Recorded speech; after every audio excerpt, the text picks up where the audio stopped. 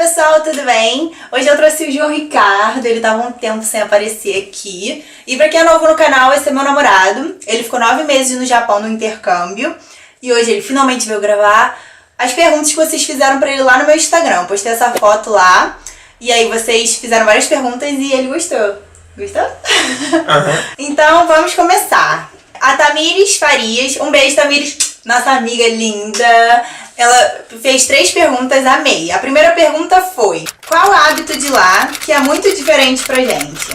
Ah, sim, é completamente diferente, então falar de um só é muito complicado, mas... Um que marcou, assim. O que marcou? Eu acho que assim, aqui a gente tem o costume de comer durante o dia, mesmo o pessoal que trabalha costuma assim comer alguma coisa durante o dia. Lá não, lá eles tomam um café da manhã bem pesado, um café da manhã que já é uma refeição. Eles têm muito costume de comer lamen. E depois tem muita gente que não almoça. Tem gente que almoça, óbvio, mas tem muita gente que não almoça, só vai comer de novo em casa de noite. É muito comum você fazer 2 refeições só por dia lá e é só isso. E lamen é o macarrão, né? Só que no caso do lamen deles é um prato muito pesado. Eles têm um caldo bem gorduroso, que eles bebem aquele caldo no final, é um lamen grande.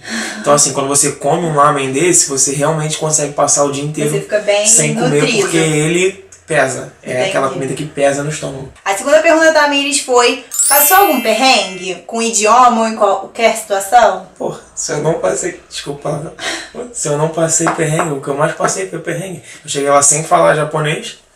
Então assim, o primeiro dia meu no Japão já foi um super perrengue.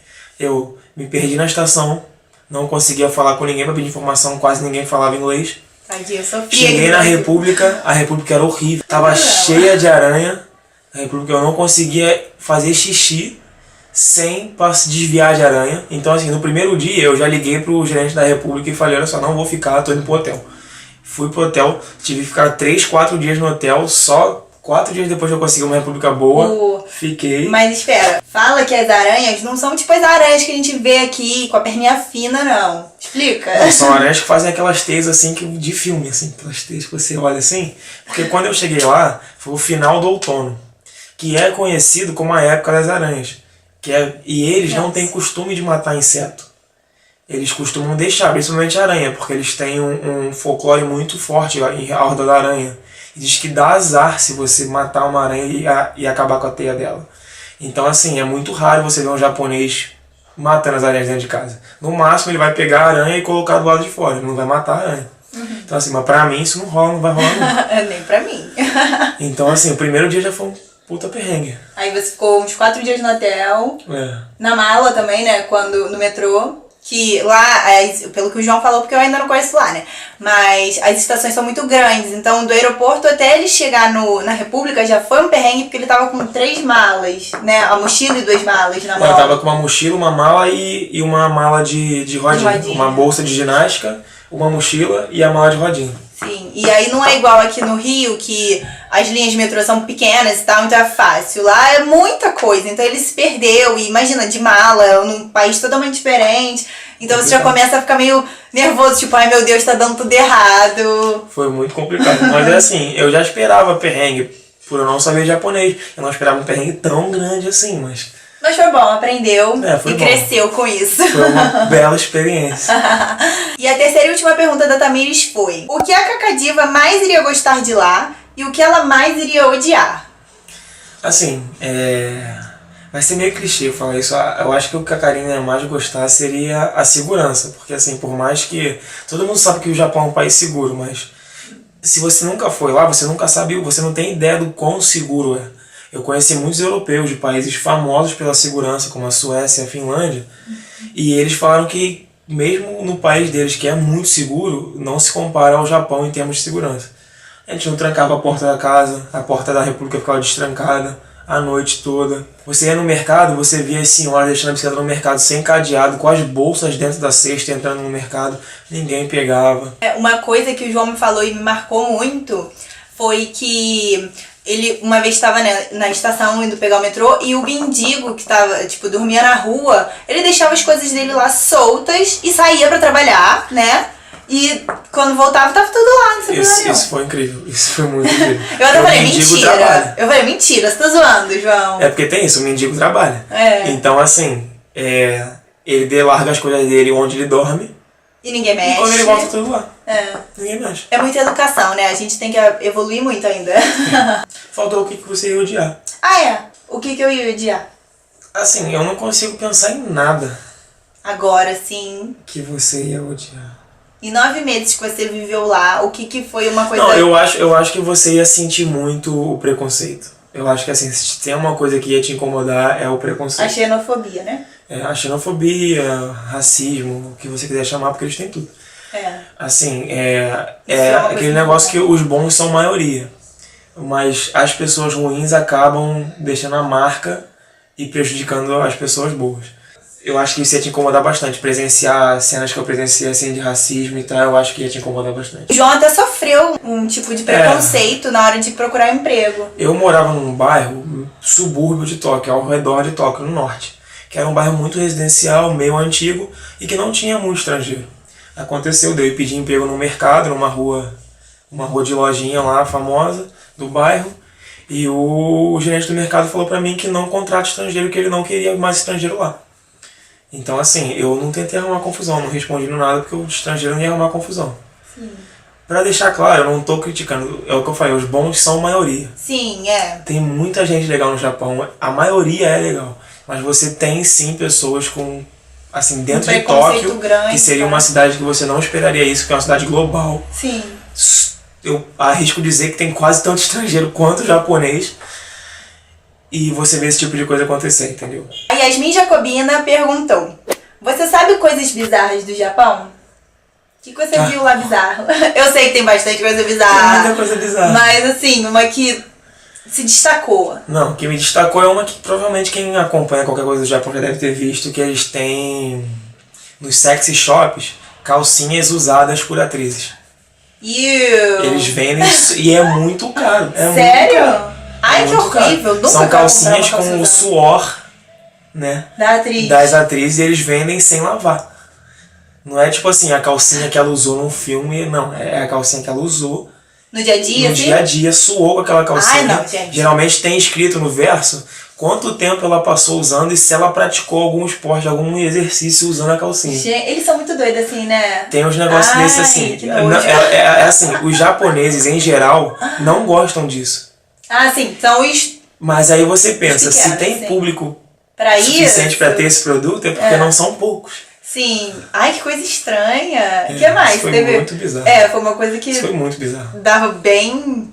Tem perfume de suor, de menina. Ai, gente. Tem uns negócios meio loucos assim. Gente, essa foi forte. Essa foi muito forte. Que bizarrices, hein? A Dami Lopes perguntou: qual é a rotina deles lá no Japão? Assim, quanto à rotina, não tem muita diferença do que a rotina aqui. Entendeu? Pode ter um pouco, porque eu achei o dia lá um pouco mais curto. Então, assim, não tem muita mudança. Eles são muito acostumados com happy hour, entendeu? É muito comum o happy hour lá.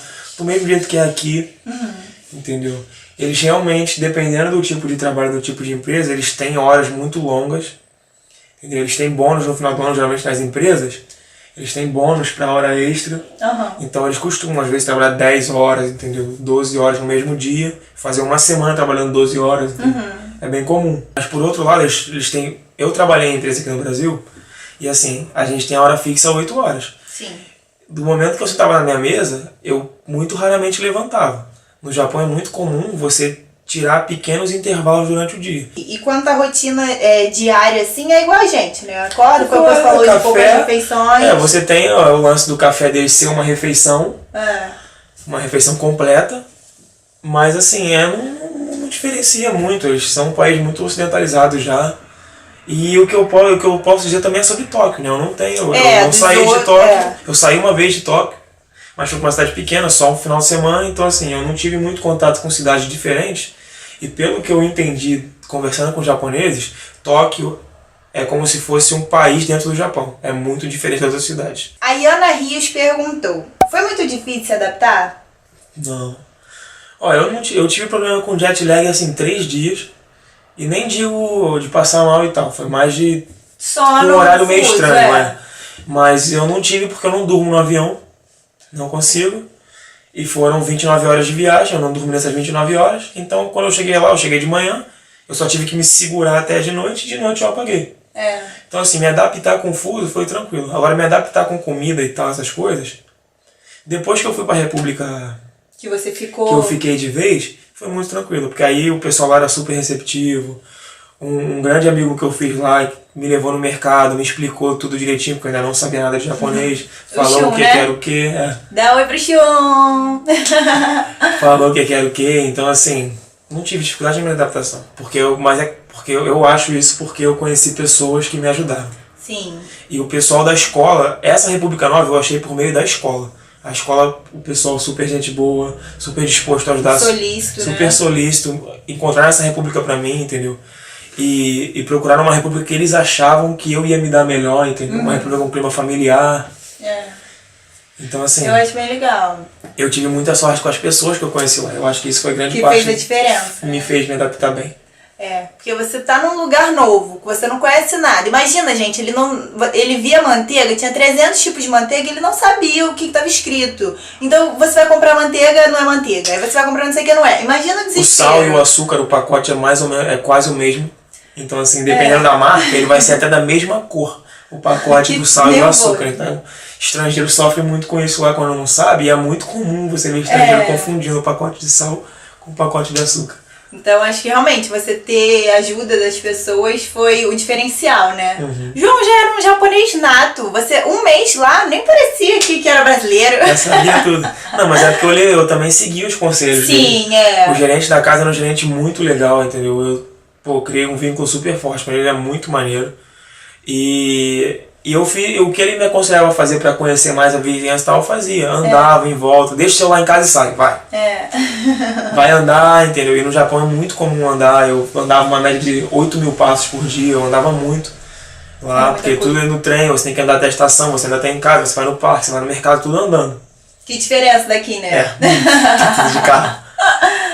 Então, assim, foi isso. Eu conheci em um mês, eu já conhecia tudo ali em volta do meu bairro. E também querer, né? Porque acho que você tem que estar disposto a querer se adaptar àquilo. Porque se você criar barreiras, você não vai conseguir. Você numa viagem de intercâmbio, você tem que estar disposto a se jogar lá e fazer o que tiver que fazer. Porque se você ficar preso nessa de não gosto, não quero, não vai andar. A Manu Luiz perguntou, ela falou antes da pergunta, né, que queria saber de tudo. Porque ela é muito curiosa pra ir lá. E por mais que as curiosidades dela sejam em relação à beleza, né? Ela fez uma pergunta mais geral, assim. O que eles realmente comem nas refeições lá? Então, em relação à pergunta sobre beleza, eu posso sim responder. Porque eu tenho uma namorada, entendeu? E que ama maquiagem. Eu não ajudo ela e não aprendo nada. Eu já aprendi muito.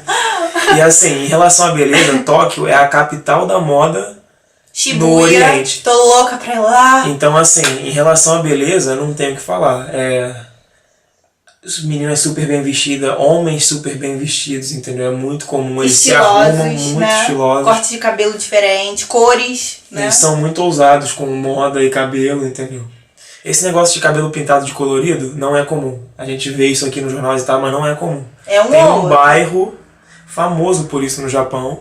Mas qual é o nome do bairro? Harajuku. Harajuku. Que é um bairro que é o ponto de encontro para pessoas alternativas que gostam dessas coisas. Mas no geral, os japoneses têm o cabelinho escuro, é bem... Assim, ó, cortadinho baixo. Cortadinho baixo. Mas eles ousam muito no estilo, eu achei muito legal. Eu queria que o João tivesse tirado foto, assim, de looks do dia e tal, mas ele fala que lá, não pode. Até pra gravar, às vezes eu falava, João, grava um vlog, o seu dia a dia. Ele, Karina, eles não gostam da câmera. Tinha vezes que o João ia gravar, ele abaixava rápido, porque as pessoas não gostam, se sentem invadidas. Esse negócio de privacidade... Lá, eles têm uma lei contra a privacidade, tanto que uma curiosidade é que os celulares lá são obrigados a fazer barulho quando você tira foto ou filma, e você não tem como tirar, é lei, o celular tem que fazer barulho. Jura? A primeira vez que a minha amiga japonesa viu eu tirando uma foto, ela me perguntou por que meu celular não fazia barulho. Eu falei, porque é brasileiro, eu não comprei aqui. E aí foi quando ela me explicou que lá, tipo, pra eu evitar ficar tirando foto de outras pessoas, então, de lugares, porque eles podem ficar chateados comigo porque não faz barulho. Eles não estão sabendo se tá tirando foto ou não. Se o seu celular não tirar foto e alguém ver algum policial, alguma coisa, você leva alguma multa, alguma coisa assim? Não, você é chamado a atenção. Ah, tá. Eles podem pedir pra olhar seu celular. Por que você tirou aquela foto, né? Se você realmente tirou a foto, se você estava fazendo alguma coisa ilícita e tal. Eles são bem rígidos com esse negócio. Entendi. Mas, voltando, você falou da beleza. Pergunta dela. É. O arroz e feijão deles é geralmente o que eles costumam comer no café da manhã e na janta. Antigamente, era só a sopinha de misoshiro, que é a sopinha de soja fermentada, o bowl de arroz e um peixe grelhado. Com essa ocidentalização, eles começaram a comer mais salada. Então é um bowl de salada, um bowl de arroz, a sopinha e o peixe. Os japoneses, essa é a comida do dia a dia deles, é o que eles comem no dia a dia. Almoço e janta, ou não? Almoço e janta. Ah, tá. Quando comem em casa, geralmente é isso. E café, assim, da manhã, o quê? É isso. O café Também? da manhã já é a refeição. Nossa, eu não sei se eu ia me adaptar, não. Eu tenho que ter o meu café, meu almoço, meu lanche, mas minha você janta, pode minha fazer. fruta. Você pode fazer, e eles não fazem. Eles comem fruta? Comem. Eles só têm assim, é porque esse negócio de época existe também aqui no Brasil. Mas pelo Brasil ter essa diferença de clima, a gente não sente tanto essas épocas. Sim. Mesmo que não esteja na época, você consegue comprar certas frutas. Eles lá, não. Se não tiver na época, você não vai encontrar em mercado nenhum. Eu lembro que você falou do morango. O morango, eu só fui comer morango depois de uns 6 meses lá. Quando passou, quando chegou na época, eu comi morango. A tangerina que eu tava comendo sempre, quando passou a época eu fiquei chateado porque eu não tinha mais. Isso acontece também com os biscoitos, né? Negócio de estação. Eles são limitados até qualquer estação, qualquer feriado. Eles têm. O pessoal estoca biscoito porque passou a estação, acabou a venda daquele biscoito. Eu acho legal, porque é uma forma de você ficar esperando ansioso por aquilo, né? Tem isso. Eu acho legal. A Riane Santos perguntou: como é estar num lugar totalmente diferente do Brasil? Interessante, divertido. Aprendeu bastante. Cada um encara de um jeito, né? Sim. Eu já sou uma pessoa, assim, João muito é good difícil. vibes. É muito difícil alguma coisa me tirar do sério. Verdade. É muito difícil me estressar. Então, e eu já fui com a mente preparada para coisas novas, entendeu? Então, assim, foi muito divertido. É realmente um lugar completamente diferente. Mesmo depois de muito tempo, eu ainda me surpreendia quase todos os dias, entendeu? Com coisas novas que aconteciam, que eu não sabia. Com caminhos diferentes que eu fazia para conhecer e via uma coisa que eu não tinha visto antes. Eu acho que faltou. Eu consegui conhecer Tóquio bem, porque como eu falei, eu andava bastante. Eu ia mesmo, saía. Não ficava em casa. Então, assim, eu consegui conhecer Tóquio bem. Explorou bastante coisa. Mas só Tóquio também. Eu tenho que voltar lá agora para conhecer outras cidades. E eu quero voltar também pra conhecer. Mas eu vou querer ir pra Shibuya.